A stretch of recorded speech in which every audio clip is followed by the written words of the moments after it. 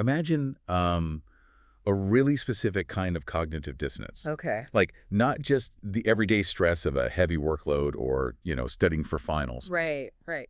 but this bone deep, totally paralyzing exhaustion that sets in when your brain is forced to hold two mutually exclusive realities at the exact same time. Oh, man.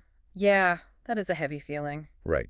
So you've literally just survived this reality-bending encounter.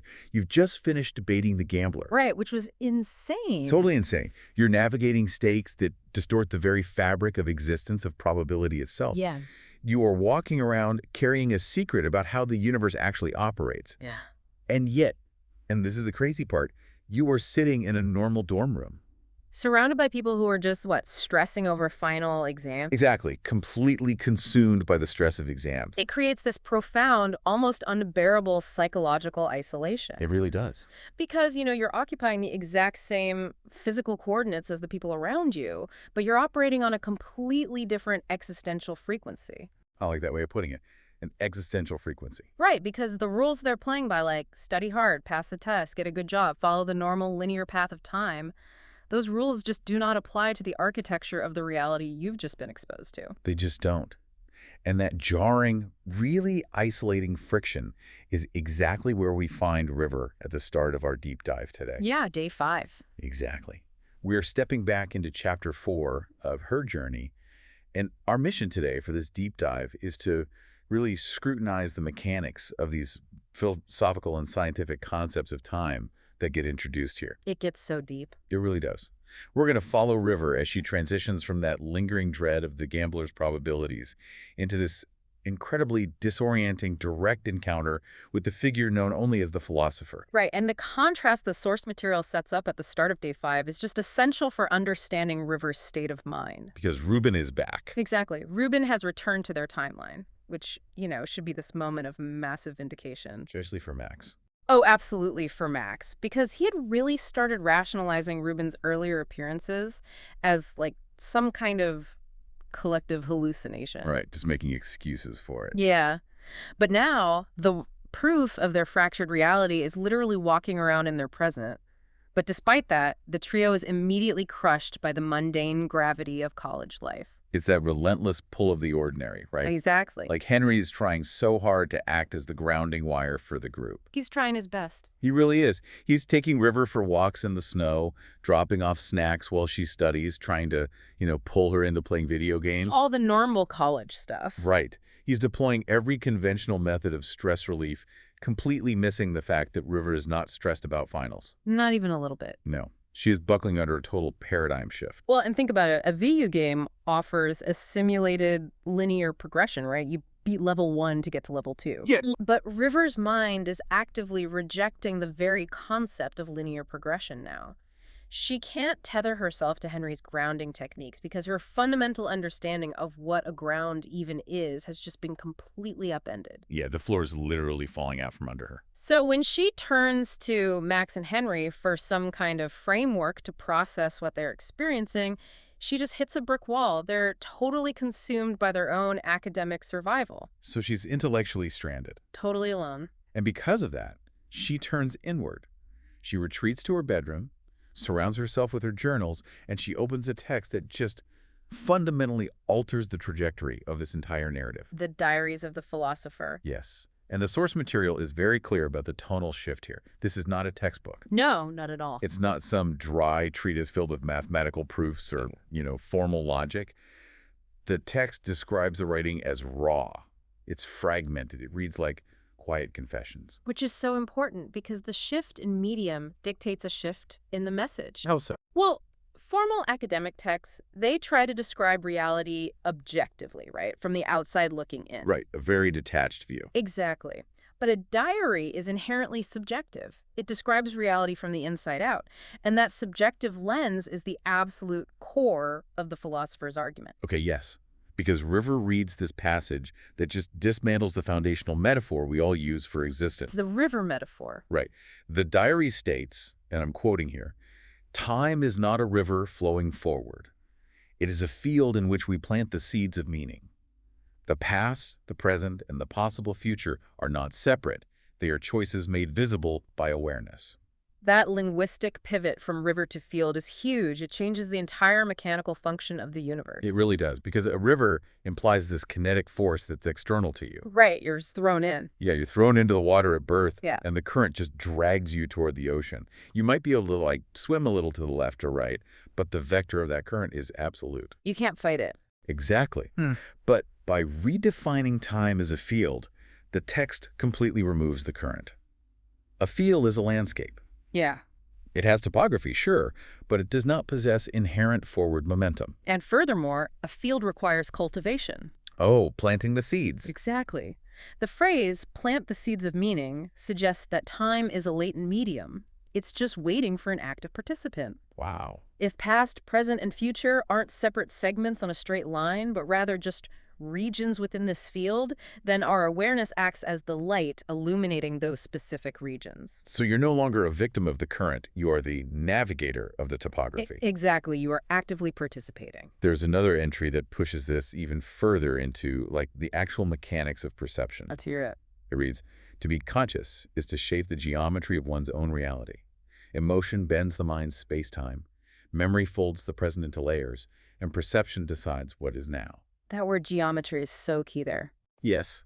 I wanted to look really closely at that because geometry implies structure, right? Dimensions, Yeah. spatial relationships. Yeah, it's very physical. So if consciousness shapes this geometry, Mm. then our internal states have literal external architectural consequences. Think about the physical mechanics of that claim for a second.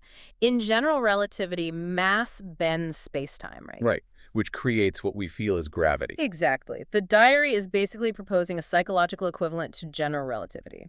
It posits that emotion possesses a gravitational mass. That is wild. So an intense emotional state like profound grief or ecstatic joy creates a gravity well in your local temporal field. It literally warps the space around it. Okay, I have an analogy for this that might make the mechanics a bit more concrete for anyone listening. I love a good analogy. Lay it on me. Think about a non-linear video editing timeline, like Premiere Pro or whatever. Right, yeah. In that software, the entire film exists simultaneously on the hard drive. The beginning, the climax, the end, they're all just data occupying the same digital space. Right, they're all just there. Exactly. As the editor, you maneuver a playhead across those clips, and wherever that playhead rests, that's the data that renders on the monitor. Oh, I see where you're going. The diary is basically suggesting human awareness is the playhead. That's brilliant. And building on that structural analogy, the diary's assertion that memory folds the present into layers totally changes how that timeline operates. Right, because it's not just flat. Exactly. You aren't just moving the playhead horizontally across a flat single track of clips. A powerful memory takes a clip from the past section of the drive and it drops it on a layer directly above your current position. Oh, wow. So it changes the opacity of the present. Yes. The opacity of your present moment is altered. You are experiencing multiple coordinates in the temporal field at the exact same time, and it's all color graded by the gravitational weight of that specific memory. That is so deeply profound.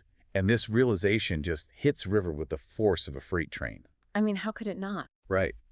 The text details her sitting there in her room, finally connecting the dots of all her recent bizarre experiences. And anomalies. Yeah, the localized temporal warping she felt, the sudden materialization of the cafe out of nowhere, Rubin just stepping back into existence. She realizes these events weren't happening to her. They were caused by her. Yes, they were the architectural byproducts of her own expanding awareness. Her consciousness was bending the geometry of her reality. And you have to realize the psychological burden of that realization is immense. Also must be crushing. Because relinquishing the idea that time is an external force dragging you along, sure, it removes your status as a victim of circumstance. But it replaces it with total, inescapable accountability. Right, you can't blame the universe anymore. Exactly. If your perception dictates the reality you inhabit, you are entirely responsible for the stability or the chaotic melting of your own universe. She is holding the blowtorch, and she didn't even know it was turned on. That's exactly it. So she frantically searches the diary for more context, and she lands on a chapter titled The Philosopher and the Eternal Now. Such a great title. And the narrative notes a very specific, chilling reaction here. She feels as though the diary is speaking directly to her across the boundaries of time. Like it was written for her. Yes, it's his undeniable call to action. She realizes her dorm room cannot provide the answers she needs anymore. She has to find the source. She has to return to the cafe. And the ensuing sequence in the narrative acts as a real-time stress test of the very theory she was just reading about. Oh, it really does. River runs out into the winter evening, and she's driven by this frantic urgency. She heads straight for the alley where the cafe should reside. But she's doing it wrong. Exactly. She is operating under the old paradigm. She's treating the cafe as a fixed physical location with static geographical coordinates. She wants it to be there, so she's trying to force the universe to comply with her desire. But the alley is empty. Just empty.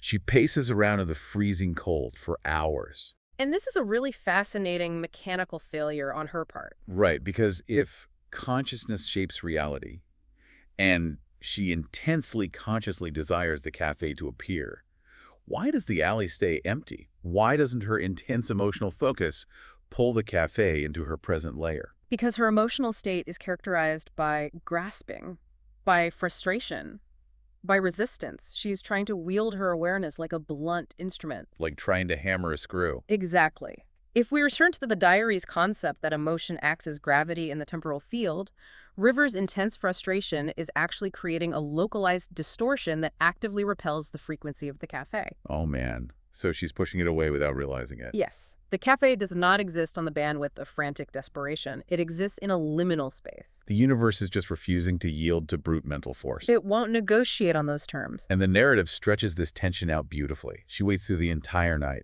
The cold, the sheer exhaustion, the utter failure of her will, and all slowly strips away that frantic energy. It breaks her down. It isn't until dawn approaches that the critical shift finally occurs. She stops fighting. She steps out into the quiet street. She tilts her head back to the fading stars, and she just takes a breath. She ceases all aggressive mental action. Yeah. This perfectly mirrors the Taoist concept of wu-wei, the practice of non-action or effortless action. It's not the cessation of intent, right? It's the cessation of friction. I like that, the cessation of friction. By releasing her frustrated grip on what she demands reality to be, she flattens out that gravitational distortion she was creating. She aligns her internal state with the stillness of the temporal field. And if you're listening, think about times in your own life where this has happened.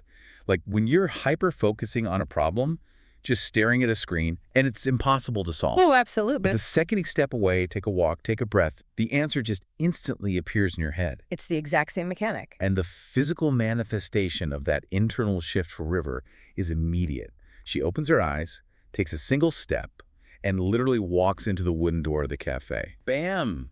There it is. She didn't walk to the cafe. She achieved the internal state necessary for the cafe to intersect with her coordinates. That's such a crucial distinction. And the sensory details the author uses to describe the interior of the cafe really reinforces nature as a localized anomaly. Yeah, it feels different in there. The air pressure is tangibly different. The ambient noise is hushed. It's described as a heavy silence that feels charged, like the calm before a storm. And there's an old clock hanging above the counter, right? But its ticking is irregular. It's stretching and compressing the seconds. It is the architectural embodiment of the field described in the diary. It's literally a waiting room situated completely outside the river of time. And sitting alone at a table in the back is an older woman, the philosopher. Finally. Yeah.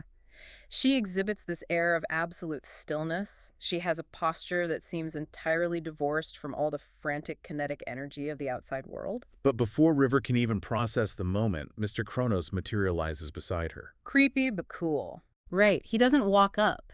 He simply occupies the space next to her. And he whispers, "Go ahead. She's been waiting for you." Which is wild. This casual manipulation of physical space by Kronos just further establishes the rules of this environment. Normal physics don't apply. Not at all. So, River approaches the table, and she notices that the philosopher has an open book. And the handwriting, the intricate diagrams, they perfectly match the diary River was just agonizing over all night. It's a surreal moment for her. Totally. River sits down, and the dialogue that follows is truly the intellectual centerpiece of this entire narrative. It's so dense. It really is. River immediately exposes her vulnerability. She admits that she is drowning in these concepts. Consciousness, the role of the observer, the fundamental nature of time. She's just honest about it. Yeah. And the philosopher offers a radical, direct challenge to River's foundational worldview. She says, most people think of it as a straight line, moving from past to future. But what if time isn't a line at all? What if it's a circle, a web, or something even more fluid? The philosopher is asking River to just abandon the Euclidean geometry of her entire existence. Just throw it out the window. Pretty much. To consider that time possesses an entirely different topology. And she grounds this really abstract idea in subjective human experience, which helps. She points out how a single moment of terror can stretch into an absolute eternity, while years of routine can just blur into an imperceptible nothingness. But the subjective experience argument only goes so far, and River knows this. She's smart. Right. So she asks the crucial question. Are you speaking metaphorically? And the philosopher refuses to give her that out. No. Yeah. She states unequivocally that time is a construct of consciousness, and that the past, present, and future are all happening simultaneously. The eternal now is the only true reality. And this is where the narrative forces a massive collision between abstract metaphysics and hard external physics. Because River immediately deploys the ultimate countermeasure. She brings up causality and entropy. It is the necessary defense mechanism of a rational mind. Right. Think about the second law of thermodynamics. It dictates that entropy in an isolated system always increases. Order degrades into chaos. An egg shatters. It never spontaneously reforms. Wait, yeah, let me challenge this on behalf of anyone listening right now. If entropy is just some flexible framework, why does a dropped coffee mug always break into pieces? Right. Those pieces never, ever reassemble and leap back up onto the table. That progression is fiercely directional. It mandates an arrow of time. So how does this mind-first approach of philosophy reconcile with the hard, unbreakable rules of physics? The philosopher's answer to this is just a masterclass in epistemological reframing. She leans forward and asks River, are those laws truly fundamental? Or are they the framework we've created to impose order on the infinite? To impose order on the infinite, that is, wow. If we take that statement literally, she is positing that the human biological and psychological apparatus is fundamentally incapable of surviving raw contact with the true nature of reality. We just can't handle it. Exactly. The universe, the eternal now, is an infinite, simultaneous cascade of all possible states and events. It is a blinding, deafening totality. Too much data. Way too much data. The mind must filter that totality just to remain functional. We can borrow from information theory here.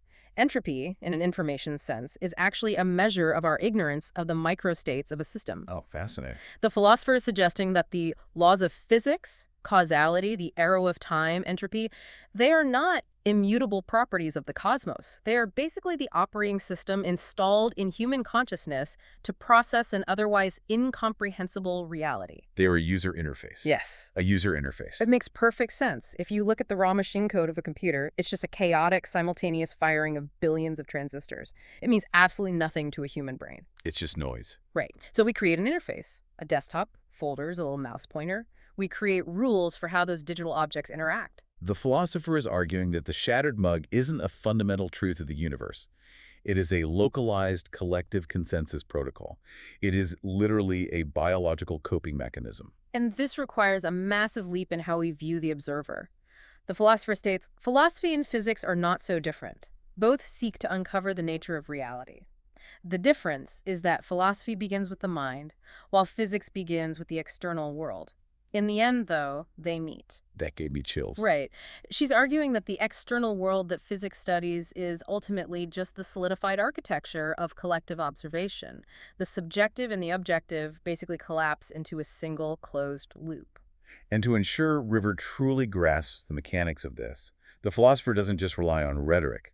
She provides a structural blueprint. It's a visual aid. Yes, she slides her book across the table, The Eternal Now, A Journey Through Timelessness. River opens it to the first page, and her hands are physically shaking here. She sees this elegantly drawn diagram. It's a spiral. Let's analyze the topology of that spiral. Okay, yes. The outer edges are marked past, present, and future. But the line coils inward, tighter and tighter, converging into a single point in the dead center labeled the now. So think about why it's a spiral.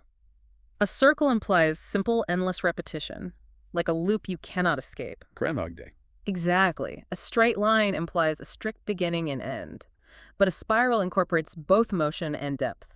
If you are an entity bound by the user interface of human perception, you experience life as a slow trudge along the line of the spiral. You're just walking the curve. You walk the curve believing the point behind you is gone forever and the point ahead of you is completely out of reach. But the spiral exists on a flat page. The ink of the outer edge and the ink of the center point are on the paper at the exact same time. Yes. If you elevate your perspective, if you view the spiral from above rather than walking its path, you possess a view of the totality. You see the eternal now. And River traces the diagram and actually articulates the terrifying implication of this geometry. She says, if that's true, then the past and future aren't fixed. They're accessible. Accessible. That word changes everything. And this is where the environment responds to her realization. Mr. Kronos speaks up from the periphery. He's always lurking. He really is. He confirms her deduction. He says, through consciousness, you can touch any moment. The question is not whether it is possible, but whether you are ready to see time this way. It all comes back to the diary's assertion that the eternal now is a skill. A skill you can learn. Exactly. If the past and future are accessible, then navigating them requires an active exercise of will and awareness that fundamentally hacks the source code of reality. Wow. If you master the skill, trauma from your past isn't a finalized event that you are moving permanently away from. It is just an adjacent coordinate on the spiral. That is heavy. It is. And your highest potential future isn't some distant fantasy. It is sitting right next to you on a different rung, just waiting for your consciousness to align with its frequency. And the text highlights the sheer danger of this knowledge through a violent environmental shift right here. Yeah, there is no polite conclusion to this meeting. None at all. River looks up from the book to ask a question, and bam, the cafe instantly vanishes. It's just gone. Gone. She is abruptly standing alone in a freezing, dark alley, bathed in the pale light of a single street lamp. The juxtaposition is severe. She has just been handed the conceptual key to the cosmos, the blueprint of timelessness, and she is immediately dumped back into the cold, gritty friction of physical reality. Back to the frozen alley. But the anchor remains. She opens her bag, and the new book is heavy inside it. The metaphysical revelation has actual physical weight. She begins to walk down the quiet street, just trying to process the magnitude of the shift. And here, the narrative weaves the cosmic back into the personal. Because who does she find? Sitting alone on a park bench, exhaling a plume of smoke into the winter air, is Mr. Kronos. The facilitator of this entire journey. Yes. River approaches him. And after the abrupt disappearance of the philosopher in the cafe, the dialogue between River and Kronos is shockingly grounded. It's very conversational. They exchange pleasantries. She mentions living in the dorms with Henry. He teases her gently. It's this necessary breather, a momentary return to the mundane, before Kronos delivers a piece of lore that just fundamentally reframes everything they're dealing with. River finally asks him directly, who is the philosopher? And Kronos' explanation completely redefines the boundaries of human potential within this universe. He explains that the philosopher is not bound to any single moment. He says, she exists in the eternal, now she spoke of. Time is no longer linear for her. She steps in and out of moments as easily as one might turn the pages of a book. Turn the pages of a book. Think back to the playhead on the editing timeline. Right. She is no longer the audience. She is the author. She has mastered the skill of the eternal now to such a profound degree that she has severed her tether to the arrow of time entirely. And River immediately recognizes the biological implication of this mastery. She asks, is she even human? And Kronos replies, she was. Once. Now. She's something more. Something more. This is an assertion of directed evolution. In this narrative framework, human evolution is not merely a slow biological adaptation driven by random mutation and natural selection. It's a cognitive threshold. Exactly. When an observer fully comprehends and integrates the geometry of the eternal base, now they undergo a metaphysical phase transition. They evolve beyond the physical constraints of entropy. Time transforms from their prison into their medium. It's just staggering. But before River can interrogate the specifics of this evolutionary leap, Kronos steers her back to the book. But River realizes she has access to someone who sees the entire board right now. So she pulls the final lingering thread of her recent bizarre experiences. The big question. She asks him about Rubin Bell. And the reaction from Kronos is immediate and visceral. It's not philosophical anymore. Not at all. The casual, knowing demeanor drops entirely. The narrative describes a shadow crossing his face. This is history. He admits he knows Rubin, that Rubin was actually once a regular at the cafe, but that he became entangled in a time travel mission long ago. And then Kronos delivers the line, that retroactively connects the entire narrative structure. He looks away and mutters, "My son used to call him the boogeyman." Oh, man. River's internal reaction perfectly mirrors the reader's here, because Rubin had previously mentioned this exact detail to River and the boys, He did. that a child once called him the boogeyman. The architecture of the timeline is snapping together. It's brilliant plotting. These aren't random actors floating through River's life. Kronos, Rubin, the Philosopher. They represent a network of entities operating outside the bounds of linear time, deeply connected by past actions and present manipulations. It's a web. And Kronos then gives River a specific message to deliver. Tell him Victor has a new bottle of Georgian grape wine. He should stop by. Danish Victor. Victor. It acts as the cipher for the closing sequence of the chapter. River promises to pass the message along, and Kronos walks her back to her dorm, bidding her a gentle, almost paternal goodnight. So she goes back inside. Yeah, she returns to the warmth of the apartment, finds Max lounging, and checks on Henry, who is just staring out the window into the falling snow. Henry mentions he thought he saw someone down the street who looked like his brother. Right, and River, who is completely exhausted by the sheer volume of reality-breaking information she's carrying, just pulls him away from the glass. They fall asleep, anchored by the mundane comfort of each other. But the narrative doesn't stay in the room. No, it doesn't. It moves through the glass, descending to the freezing street below. The cinematic zoom out. Exactly. Standing beneath the amber glow of a street lamp is Rubin.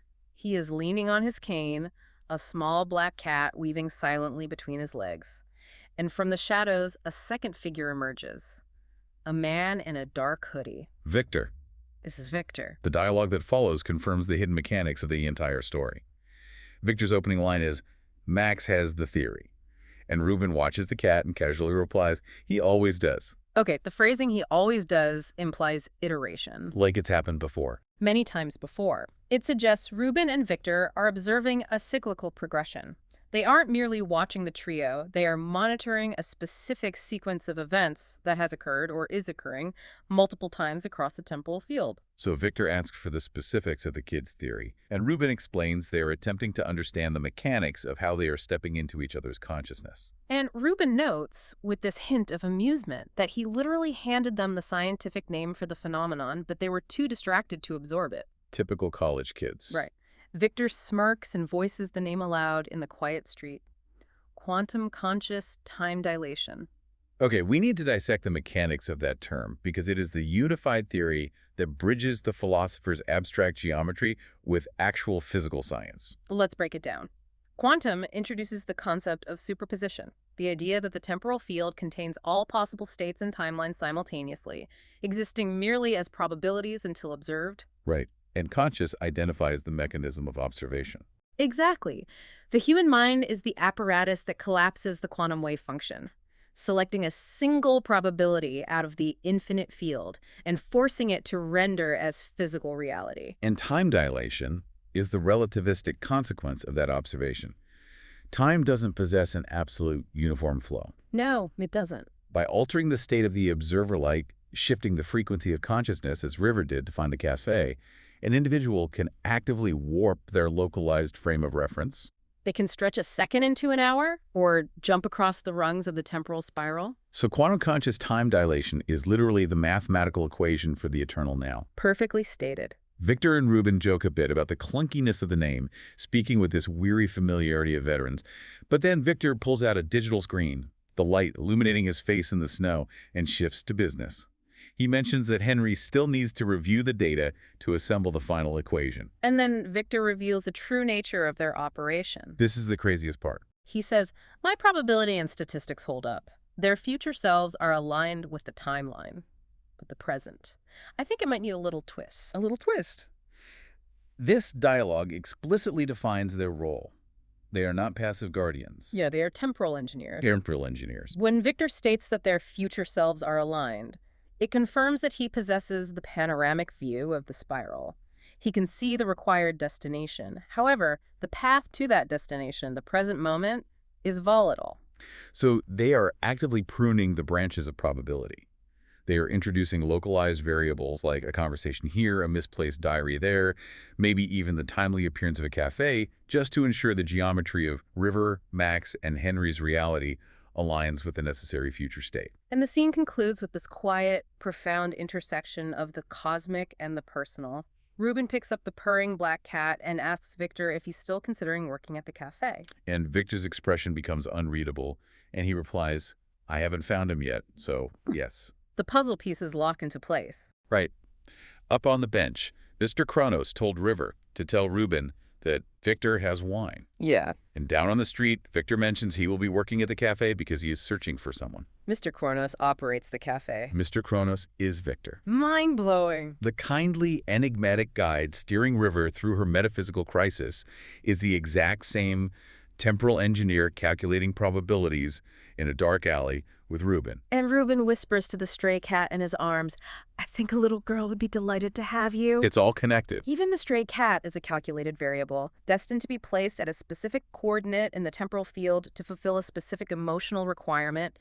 The geometry is absolute. It is a stunning zoom out. We transition from the paralyzing exhaustion of a college student trying to understand her world into the abstract, infinite geometry of the eternal now, and finally land on two men in a snowy street, quietly adjusting the dials of the universe. The implications of the philosopher's teachings and the reality of quantum conscious time dilation, they demand a complete reevaluation of how an individual interacts with their own life. I mean, how could they not? If the physical laws you perceive are merely an interface designed to filter the infinite, and your awareness dictates which layer of the timeline you inhabit, your internal state is the most powerful architectural tool in existence. You are not floating down a river. You are standing in a field. And the seeds you are planting, your focus, your emotional gravity, your memory, are actively terraforming the topography of your tomorrow. And your yesterday. And your yesterday. So if you're listening to this right now, I want to leave you with a final thought to examine as you navigate the rest of your day. A provocative thought. Yes. If the geometry of the spiral is real, if the past, present, and future are all happening right now, layered on top of one another, separated only by the frequency of your awareness, what dormant moment from your own timeline is sitting right beside you, quietly waiting for you to change your frequency, reach through the layer, and finally touch it?